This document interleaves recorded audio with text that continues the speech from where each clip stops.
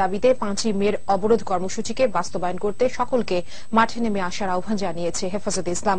লালবাগ মাদ্রাসায় আয়োজিত এক সংবাদ সম্মেলনে এই আহ্বান জানান হেফাজতে ইসলামের নেতা মুফতি মোহাম্মদ ফয়জুল্লাহ। সংবিধানে আল্লাহর উপর পূর্ণ আস্থা ও বিশ্বাস পুনঃস্থাপন নিয়ে প্রধানমন্ত্রীর বক্তব্য বিভ্রান্তিকর বলেও মন্তব্য করেন তিনি। অবরোধ শেষে বায়তুল মুকাররমের উত্তর গেটে সমাবেশের অনুমতি চেয়েছে হেফাজতে ইসলাম। প্রাণ মুসলমানদের হাতে তসবিহ, জায়নামাজ, মিসওয়াক ও শুকনো খাবার নিয়ে আগামীকাল ফজরের সময় ঢাকার সব কয়টি প্রবেশ পথে শান্তিপূর্ণ উপায়ে অবরোধ কর্মসূচি বাস্তবায়নের জন্য ময়দানে নেমে আসার উদাত্ত আহ্বান জানাচ্ছি।